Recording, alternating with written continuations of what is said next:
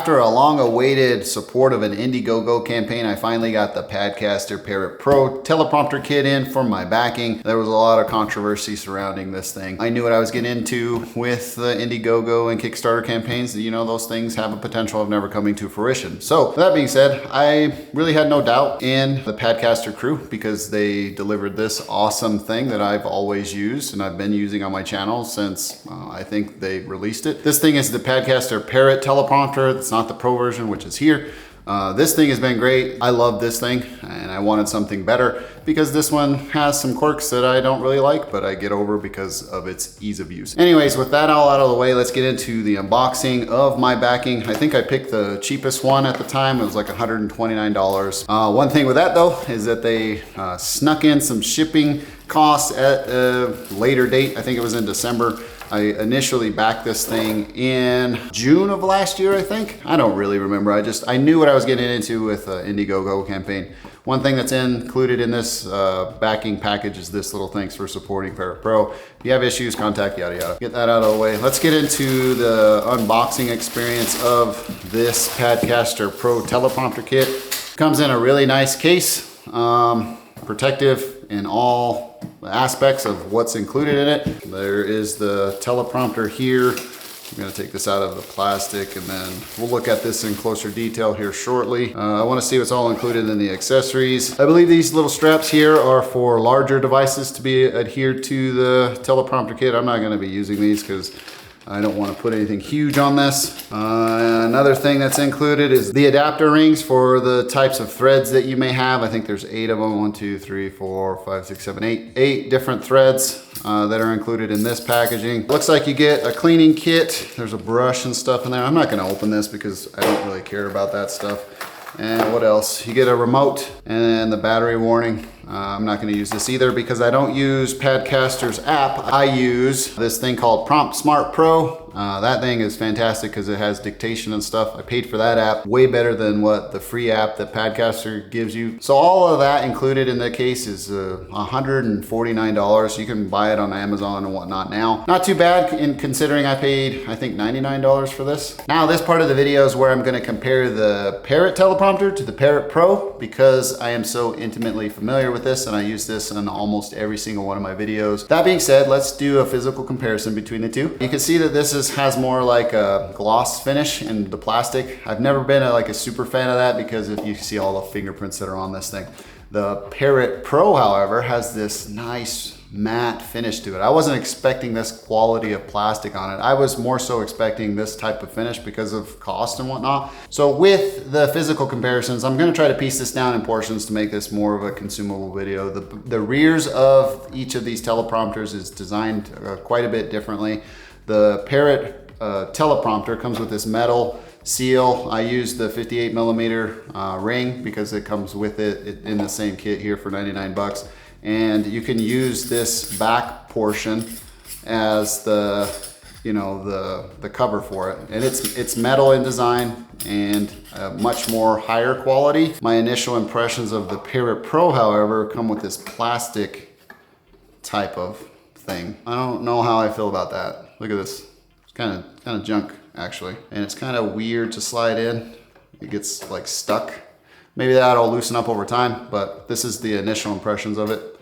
That is the rear of each of the teleprompters. Anyways, that is what it is. So moving along towards the front of the teleprompters, this has a really intuitive designed cover. This one slides on because there's like a little lip here.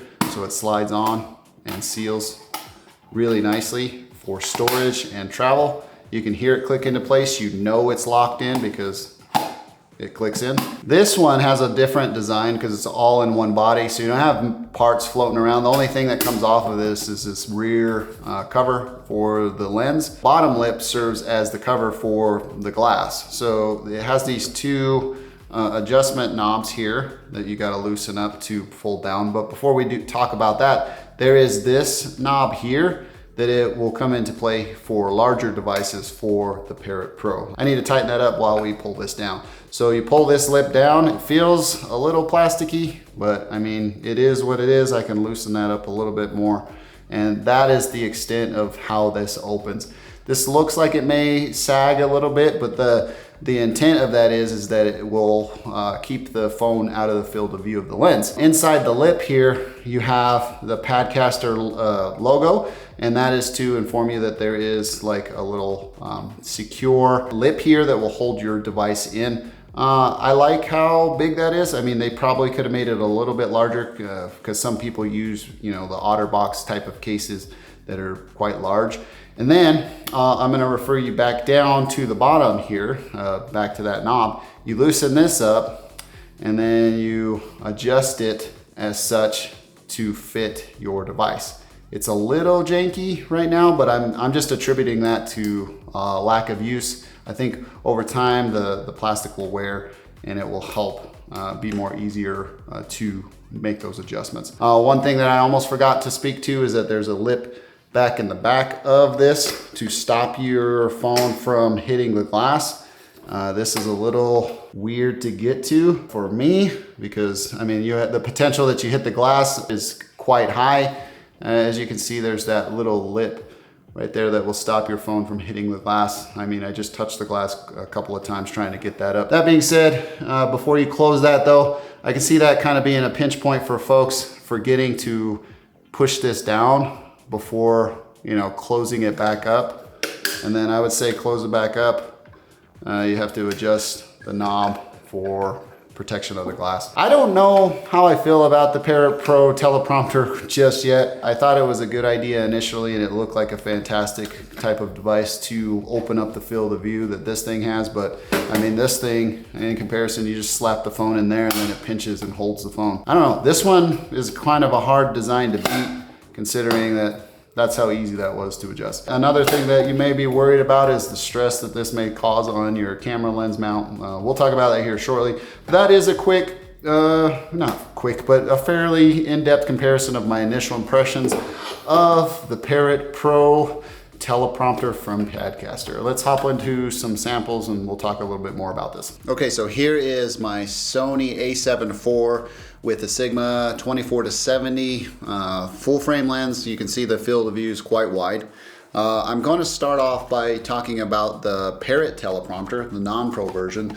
So with this, I'm going to try to use a dual angle and try to set this up so you can see like the process that I go through with this. Here it is in its stowed away case. So I'm going to first pull off the secondary cover, and before I fix it to my lens, I usually take my iPhone 15 Pro out, get my teleprompter or Prompt Smart app going. I'm just gonna use some old one, hit play. I don't want you to miss this part. I have to kind of hold it with my fingers here so I can take the iPhone 15 and slide it into place. It gets a little weird sometimes with these two little areas back here because sometimes I push it too hard to the back and it hits the power button, then I have to take it out and do it again. Then I have to float my phone like that so it orients correctly. Then I gotta spend some time aligning it to the prompter. And then I take it and put it to my lens. Have to be careful because I don't want to put too much pressure on the mount of the phone, and then that's it.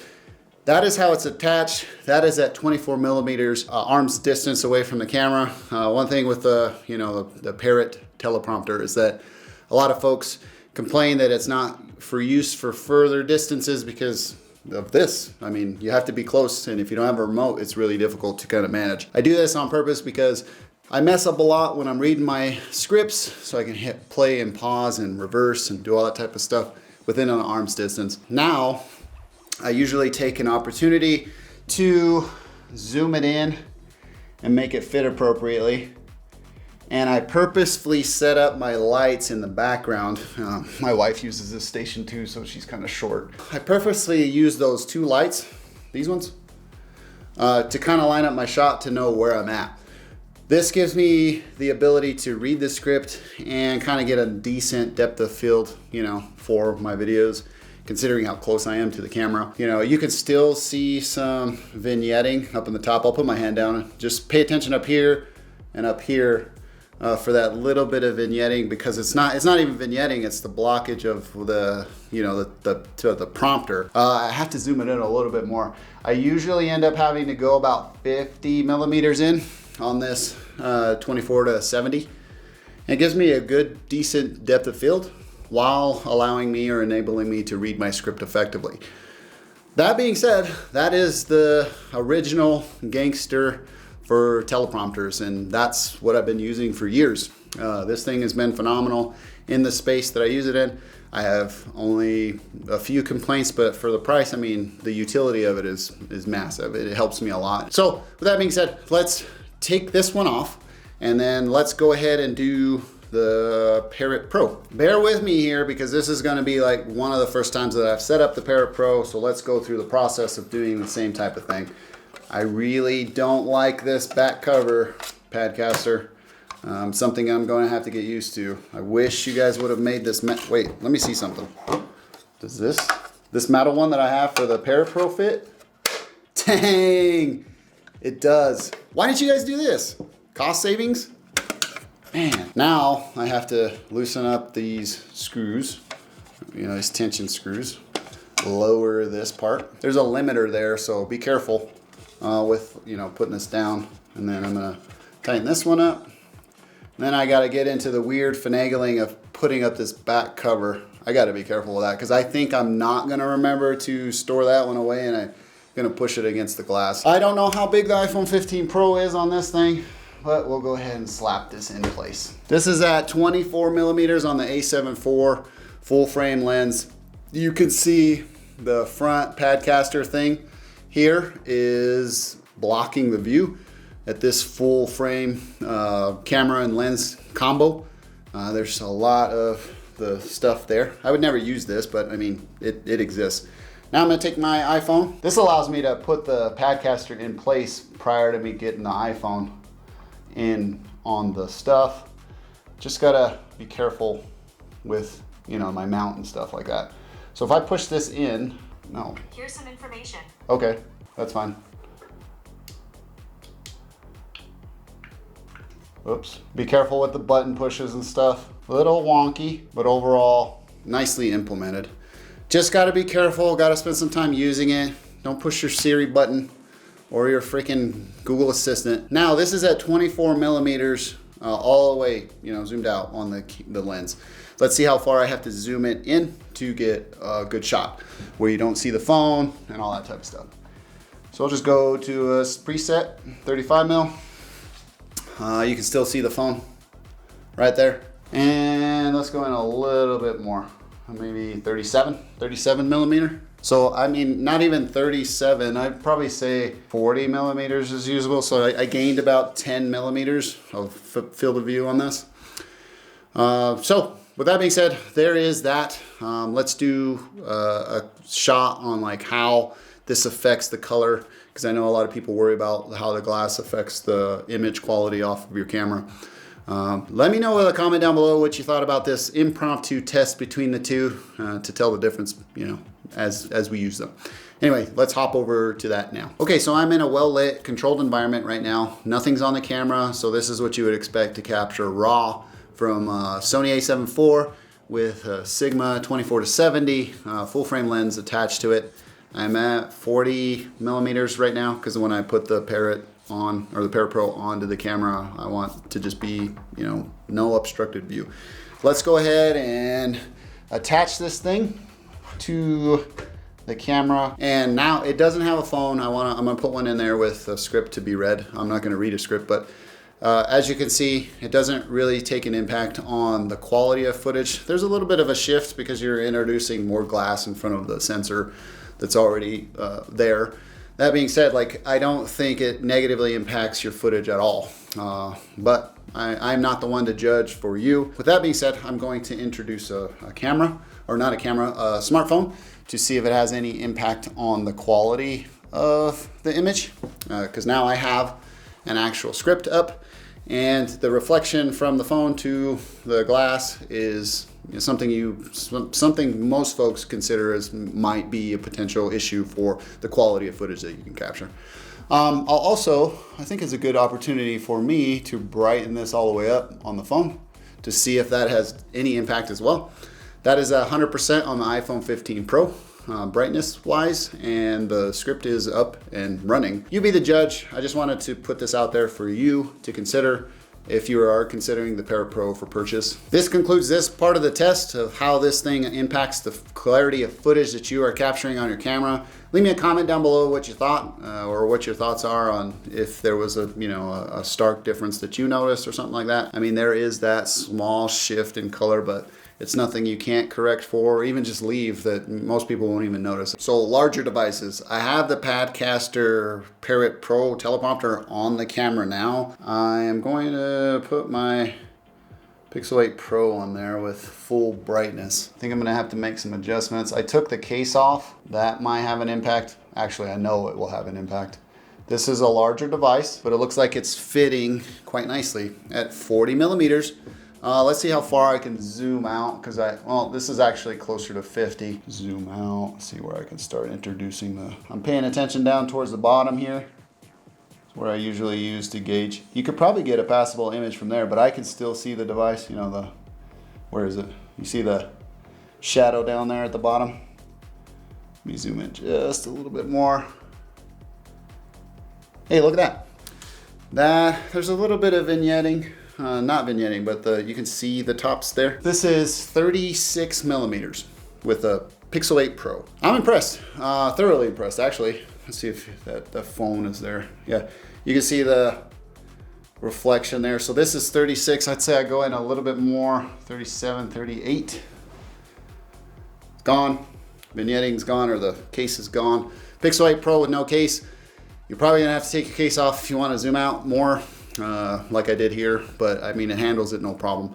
I'm not going to put anything heavier on this because it already kind of looks like it's sagging. I will say that I thought that was an issue with it when I saw some videos on it, but I think it's done by design to where the phone is out of the way of the lens.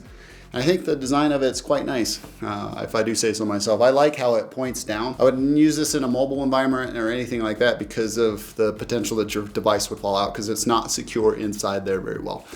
You could use those straps, but why add complication to something so simple is my rationale for that. I will say that I like the Parrot Pro much more than I do the Parrot Teleprompter because of the edges that limit your phone's interaction on the screen. Here, now that I have it within arm's distance, I can touch anything on the screen. I can dismiss notifications because I get a lot of those when I'm filming. It's harder to reach in on the Parrot Teleprompter to dismiss those quickly and in an efficient manner without like messing up your shot or taking you off track of what it is you're filming. I don't throw it to like airplane mode or anything like that because I need the dictation feature of the Smart Pro app that I use. What do you think about this thing? Leave me a comment down below. I'd love to hear your thoughts. I think I'm gonna like this thing quite a bit. I know there's a lot of like negative things going on with their interaction with people that back them on Kickstarter and Indiegogo, but with all that said and done, like Padcaster, you did a fantastic job with this. I can see there's going to be some improvements to be made to the Parrot Pro version 2. In conclusion, the Padcaster Parrot Pro Teleprompter offers a versatile, compact, portable and convenient solution for content creators like myself that are looking to enhance their video production quality with scripted content. Its design, easy setup, and compatibility with various devices make it a versatile tool for both amateur and professional use. However, it's important to note some drawbacks, such as the limited compatibility with larger tablets, because this thing will not manage those well. Quite honestly, I wouldn't do that to my camera anyway because of how this thing is designed to hold your phone on your camera. You have to be careful when mounting this to not put undue stress on your lenses and your camera mounts. I don't like how the glass cover is designed very much. I think more can be done with it in the way that it is adjusted and managed. You'll have to treat it with care because those junction points are plastic, and I can see if you put a lot of stress on them over time, I could see them breaking and causing you some heartache, as it will send your phone crashing to the ground. Another thing with that is the hinges inside of the phone base are kind of junky, if I'm being honest. I'm probably never going to use or extend them as you've seen them in this video because I'm in a controlled environment that doesn't, it's not moving around. I could just have that flat and just leave it that way. Because I don't know how many times I've summoned Siri or slept my phone in the making of this video, and it was super annoying. Those pushes the volumes and all kinds of nonsense, and I didn't like it at all. There is obvious ghosting but no more than the previous version of Padcaster's teleprompter. And honestly, you don't see it much when you're sitting directly in front of the camera as I am now talking to you. If you look at this camera and looking there, you'll see a bunch of ghosting. And that is probably something you should be cognizant of if you're worried about it. But I wouldn't be too worried about it if you're gonna do a lot of in front of the camera sitting. Despite all these limitations, the Padcaster Parrot Pro remains a solid choice for those in need of a portable teleprompter for their video production needs. I like it and I'm happy that I have it despite all the Indiegogo campaign delays. Again, those are Indiegogo and Kickstarter. You just have to take it for a grain of salt. I mean, you sign up for it when you purchase through there. If you don't want to do that, wait for the production company to make it and put it into full-fledged, pipelines where you can purchase from reputable dealers and retailers. So I'm glad I did that. I'm glad to support them in making these cool tools, because without it, I mean, they don't really make an advancement in changing things and making things easier to use. So with that being said, great job to the Padcaster team on pushing the envelope with affordable, easy to use, portable teleprompter solutions, because I mean, without you guys, my videos would struggle quite a bit and it would take a lot longer for me to make videos like this. If you're interested in pricing and availability, I'll leave it linked in the description. I'll leave links to retailers like Amazon, B&H, and Adorama. Full disclosure with those are my affiliate links, so you making purchases through those help support content creation here on this channel, and I highly appreciate it if you purchase through them. It helps out quite a bit. I don't have anything else to disclose. I was an Indiegogo supporter, and I purchased this thing with my own money through the support of the stuff that you guys helped me out with making YouTube videos. And again, thank you very much for that. Well, that about does it for me in this one. If you enjoyed this video, please feel free to give me a thumbs up. If you didn't, you know what to do. Thank you for taking the time to watch. I'm Tomas, and I'll catch you in the next one.